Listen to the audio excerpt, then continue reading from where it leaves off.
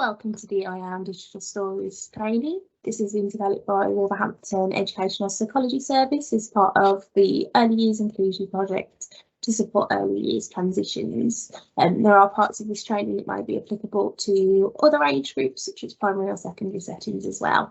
But we've developed this training to support early years settings primarily in parents and carers as well.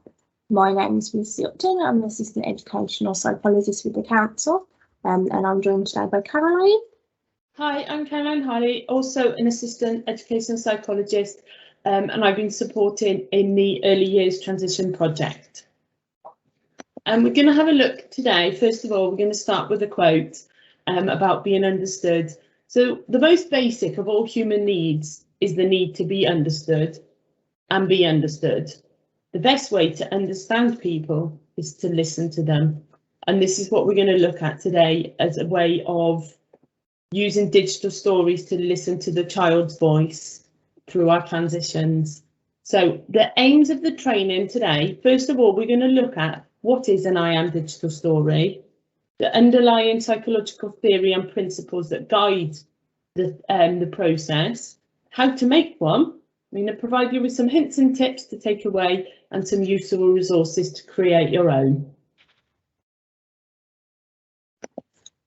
Just to start the training and to set the tone, we'd like you to take a few seconds to have a think about the following questions. You might find it useful to pause the training and maybe jot down some notes or have a think about how these are relevant to your setting or your child.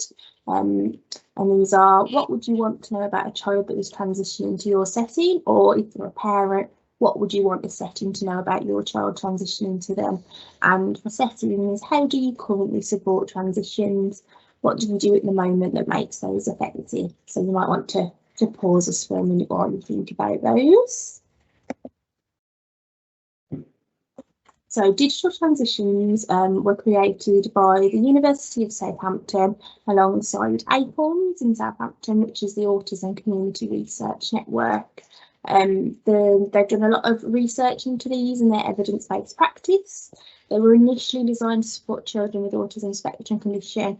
They are beneficial for supporting children with a range of needs transition to a new setting or across from one year group to another, for example. These have been especially useful during the COVID-19 pandemic, when new settings haven't been able to go into the old settings to visit children and haven't been able to do getting to know you and transition settings in the same way. Digital stories derive their power by weaving images, music, narrative and experiences and insight voices together, thereby giving deep dimension and vivid colour to characters and situations. Digital stories are not a concept unique to the project that was developed by the University of Southampton. And there is a digital storytelling book available online about different ways that these can be used and research around those. They're a fantastic tool that can be used to support a positive transition, and as we mentioned earlier, they can be used across a number of age ranges for a number of objectives, for example, to support children moving to a new class, to a new year group, to a new teacher, or to share what they've been doing in school with parents and carers or professionals. These are really short videos. They're not intended to be really long. Normally they're around 1 to 3 minutes, although I've seen some that are slightly longer than this if there's been lots of important information needed to be shared, and that can be shared with teachers and other school staff. They can also be shown to other professionals involved with the child. They're made from the child's perspective and focus on the abilities, strengths and positive experiences of the child, and that's a really, really key point for these, that they're child focused and trying to empower the children's voice. There's a project that's been undertaken by the University of Brighton with local schools there, which used digital stories with migrant children, and the outcomes for that was that it felt that there was a deeper sense of empathy and understanding from the adults towards those children and what they've been through, and that the migrant children's voices have been highlighted, and it helped to sort of empower them to share their views and experiences. And these should be made in collaboration with familiar key staff, as well as parents and carers, and obviously the child that's involved as well. It really, really helps us to develop that shared understanding about the child and that holistic understanding of what they're like across a range of settings. For example, parents or carers might make them to take to a setting to show them if they're transitioning into that setting for the first time. Perhaps they haven't been into another setting, or they're moving to a setting to show them what they're like at home, and share the child's voice that way as well.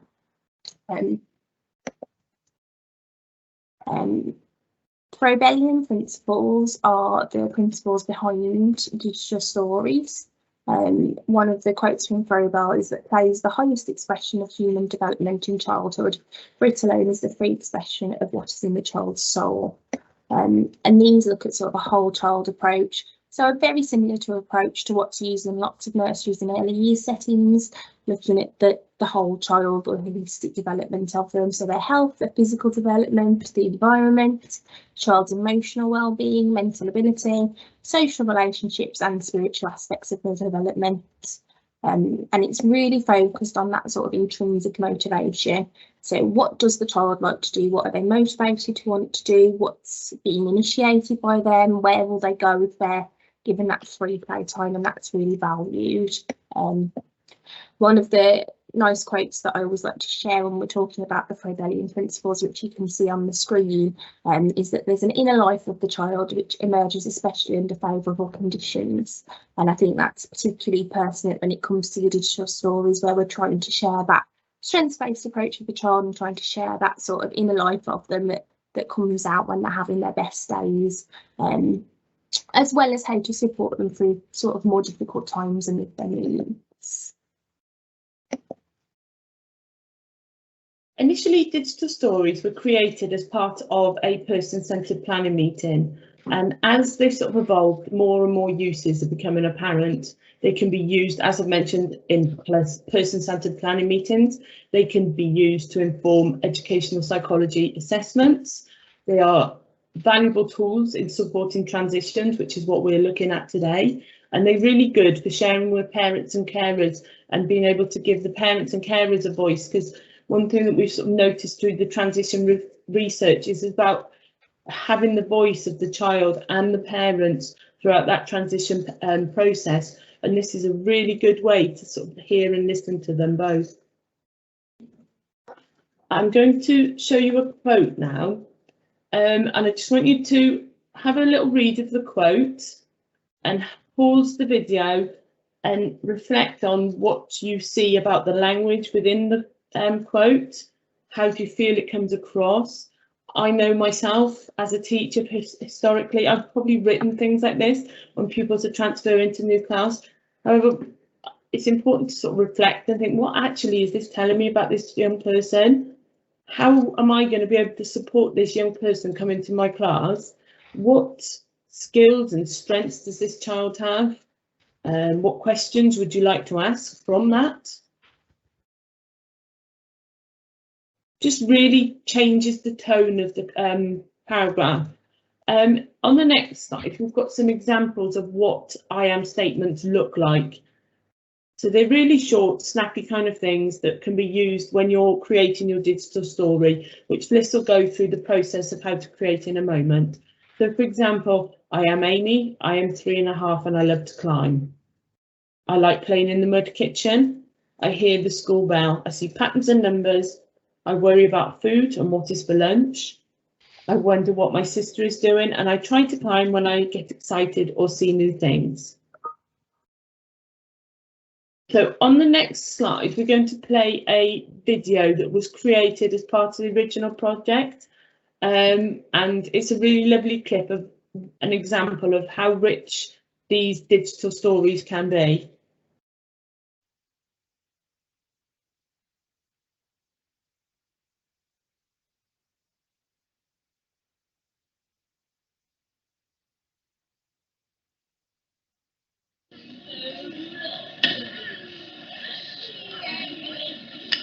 Maybe when the video is up to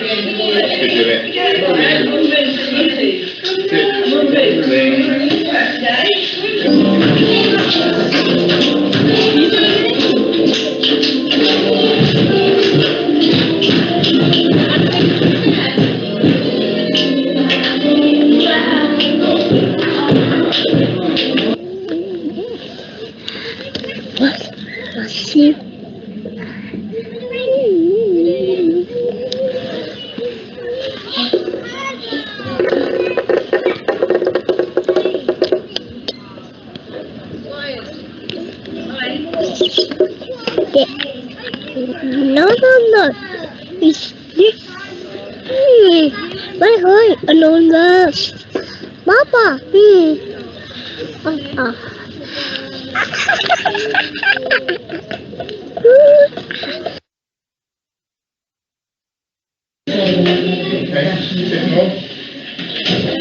First bit.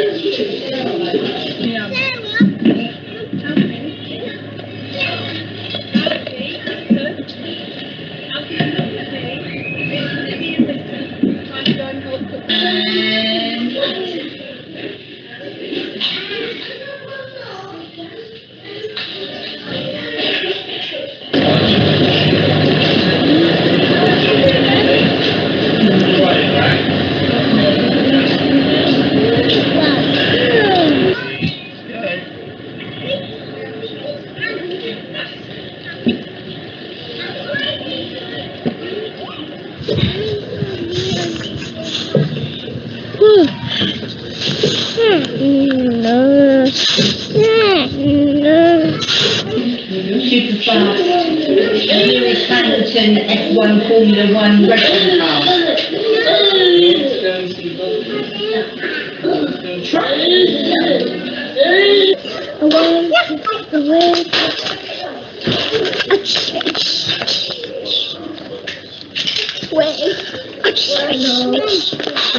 Push harder, harder. All the way down. All the way down. We can. Okay. We can. We can there. There it is. Step inside. Goes in the office. Which, where the computers are. You can actually leave it, right? Yeah.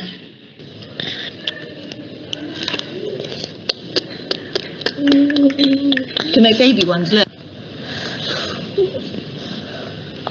6.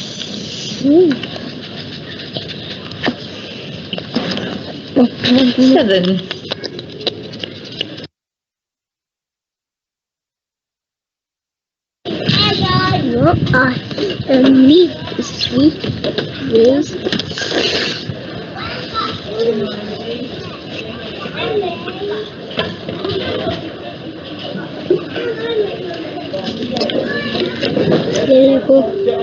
No. Why?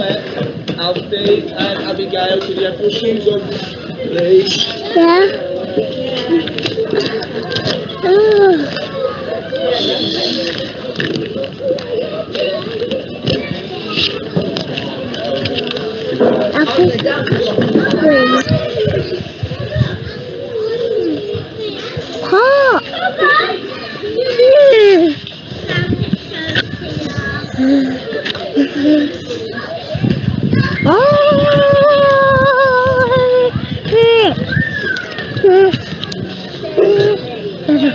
That's why she the go.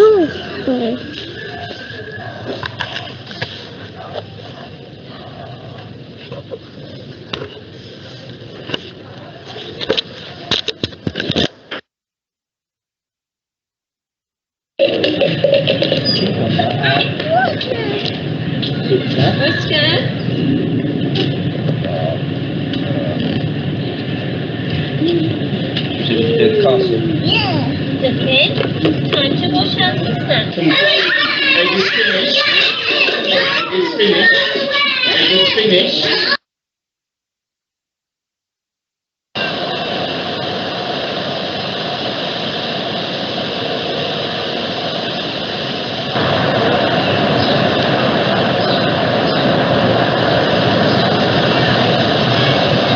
Oscar's one. Oscar's back. Oscar's ball. I think the ball just got you. Are you ready? Here it comes. Yeah! Oh, close. Yay! Climbing the tree, Oscar. Yay! And again. Well done. Oh, there you go. Climbing the tree.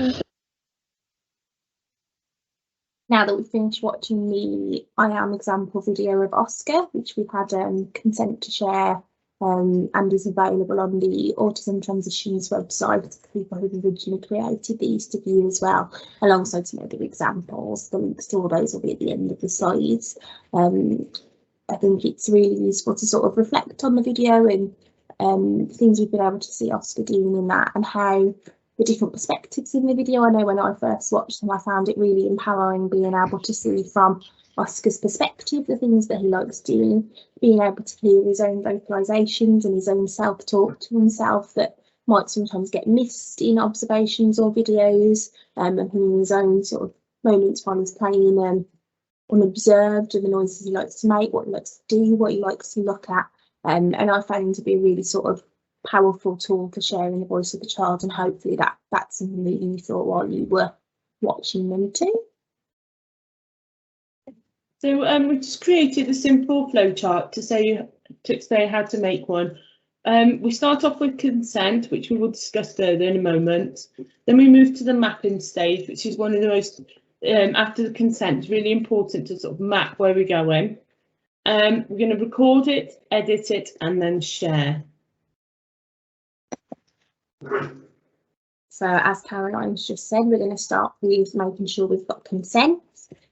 So making sure we're gaining consent from the parents of all the children who might be seen in the video. So not just the target child that we're looking at creating the digital transmission story for, the sort of children playing in the background. If we've got pictures of children on display of the settings or sensitive information, making sure that's covered up or not in view, or that the parents are happy for that to be shared and that they're aware of the purpose of the video and that their child will be included in, as well as obviously gaining the consent from the parents of the child who we're targeting and who we want to develop this video for.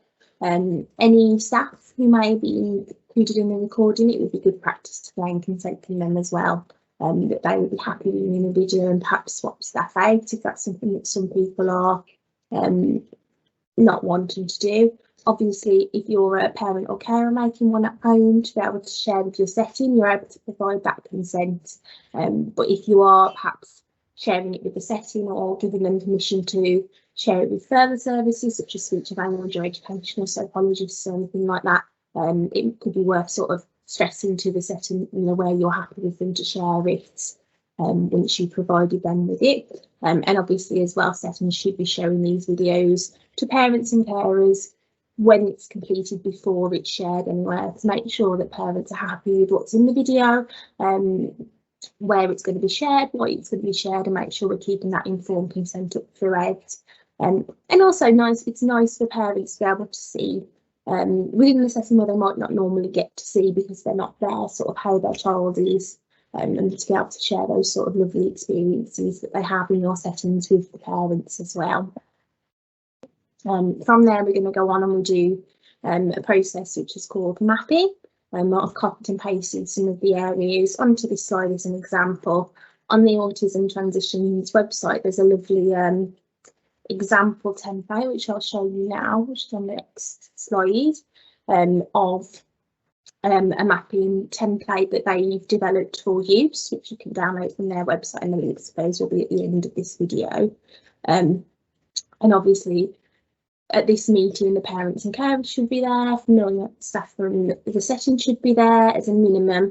The child might also be included at this stage if it's something that they can, if the people that surrounding them feel that they can contribute to, as well as perhaps other professionals who might have been involved with the child, sort of the SNAES worker or other family members that know the child really well as parents and carers.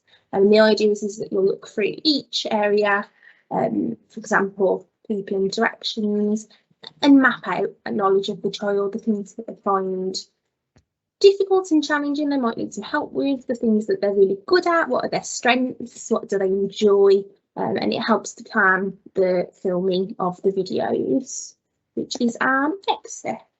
We've popped some ideas of recording devices on here.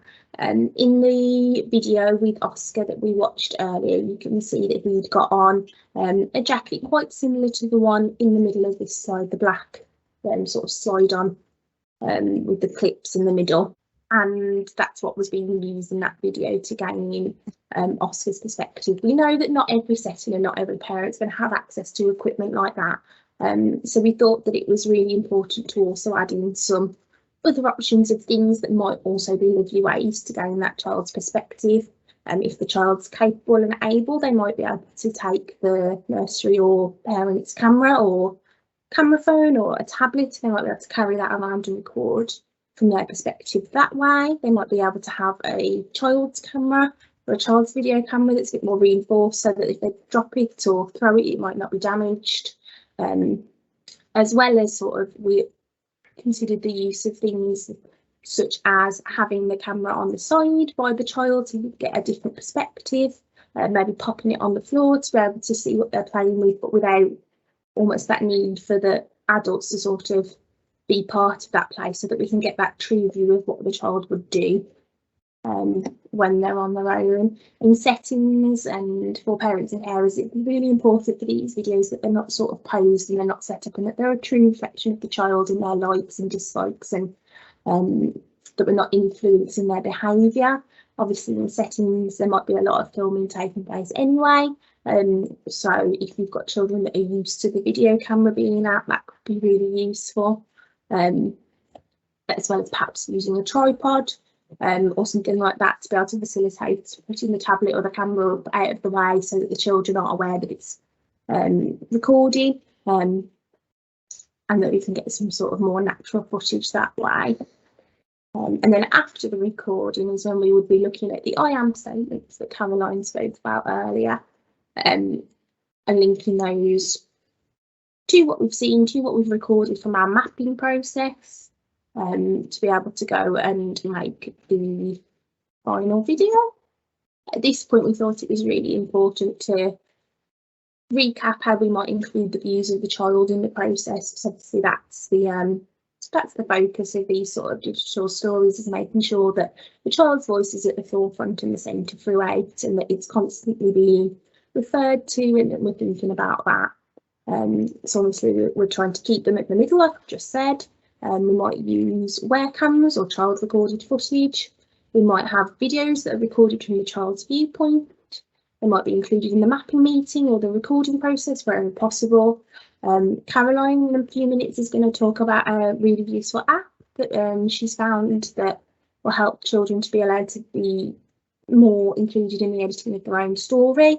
Although obviously that's something that we might be able to do by giving them choices of what they want, sort of colour-wise, which clip do they want to use, even if perhaps we used video editor or something like that. And so yeah, we won't let them choose those sort of things that go in their video. And it's really important as well through this process that we make sure that we're including the child's vocalisations, their audio, their speech throughout, to make sure that their voice is represented. The next step is obviously editing the videos together. This is a screenshot of Windows Video Editor, which is available on a lot of sort of PCs, and you can download this. There is a guide on the Autism Transitions website on this, and how to use Video Editor, and you can also sort of Google, and there's lots of how-to guides on how to use this. Obviously in the little white boxes at the bottom, you'd be popping your videos in, and then you can add a text page or an audio page of the child saying the I am page in the middle. And I've also seen some digital transitions videos where there's been camera screenshots of drawings of the I am statements as well included. Some other options for being able to edit are Adobe Spark or Adobe Clip. Adobe Spark runs through a web browser, so this one might be more useful for parents and carers, as it might not always be useful for use in a setting due to it being through the internet, but it can't be accessed through any operating system, so that one's not tied to Windows. We can use that one on Apple as well. And it doesn't need to be downloaded, but we do need a reliable internet connection for this one. Or Adobe Clip can be used, which can be downloaded onto your tablets or your phones, and that doesn't require an internet connection. That could be a really useful editing service, especially for parents and carers. And then obviously Caroline a little bit's going to talk about the Our Story 2 app that she's found, which is another tool for being able to edit and share the videos. And then finally the video is finished and we're going to be sharing it. Remember at this stage that it's really important to share the videos with parents and carers and the child before anyone else, and make sure that any consent's been gained for wherever it might need to be shared. For example, if a professional asks us a year that wasn't included in the original consent, and we'd go back to parents and carers and check that that's okay before we went ahead and shared that. Okay, so as Fliss has mentioned, I'm just going to talk about a really useful app that I found when we were sort of looking at the research. Now, the app is called Our Story 2. There are 2 of them, and this is the second version. It's better to download this one because it has sort of more options in being able to edit your stories. It can be found on both Apple and Android devices and is free.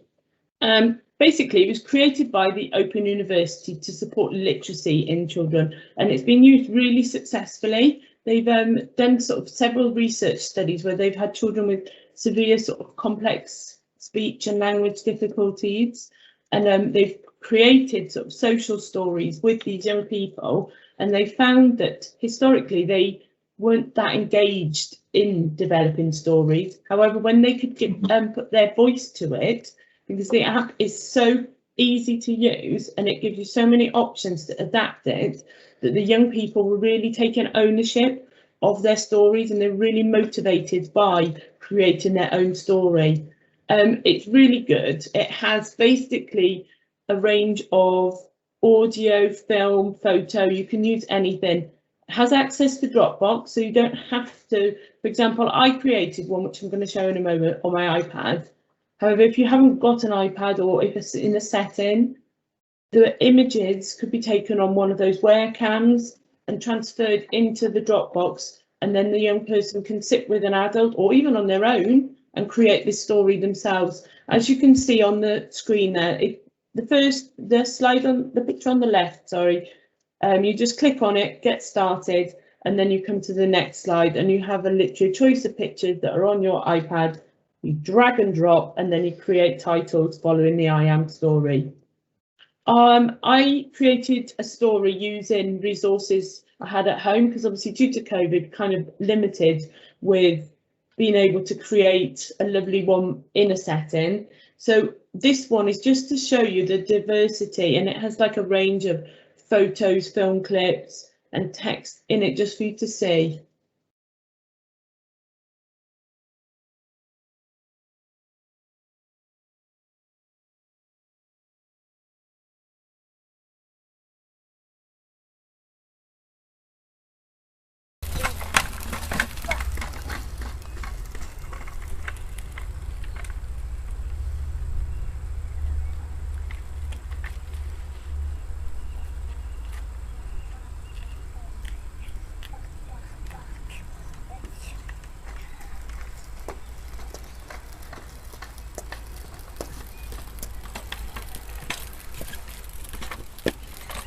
I'm back.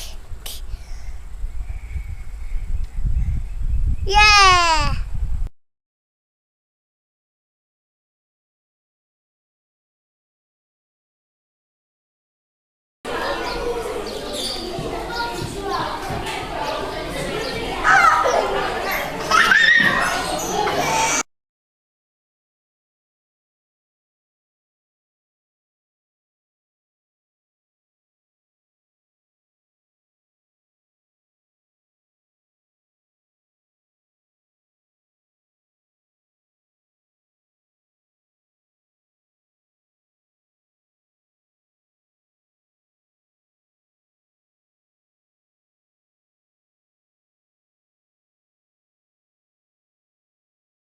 Hope you enjoyed the video. It was just a little short clip just to show you how they can work and how different you can make them.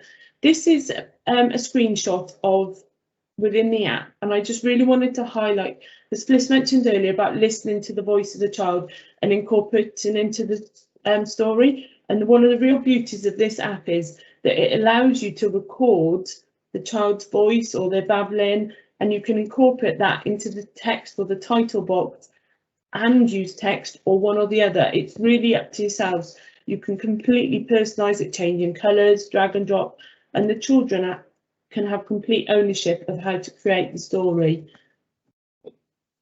It was really, really, really useful. One of the other things I really liked about this app is it also gives you the option to download a PDF of the story. So sometimes I know that you're going to want to be able to keep these on file, and it's not always easy enough to sort of look at a video later on in the year or track evidence, whereas this you can write notes on and highlight things. So this is just basically, I chose 4 slides on the PDF, but it does give up other options. So this is our last slide. If you can pause to get the website, the autismtransitions.org and Acorn Soton are the links to the people who originally developed the digital stories concept. And they've got some really, really useful resources, some really lovely example videos, lots of training resources and paperwork, etc., that can be used to support parents or carers or settings that want to develop these themselves. And as well, there's some training videos on there from Dr. Henry Wood, who was really heavily involved in developing these, that you can view online if you wanted to access further training around these. The Our Story app, I think Caroline mentioned, can be downloaded if you search for it sort of in the Google Play Store or on the App Store for iPhone users. And we'll search for the Our Story 2 app. So yeah, thank you for listening to us today. Our email addresses are on the screen. And you can also contact anyone in the Educational Psychology Service. But we would very much recommend that if you've got any sort of questions or you want to find out more about it, that you access the Autism Transitions website as well as contacting us. Obviously, we're happy to help, but they've got such a wealth of resources and experience on there. It's a really, really useful resource. And thank you for listening to us today. Thank you.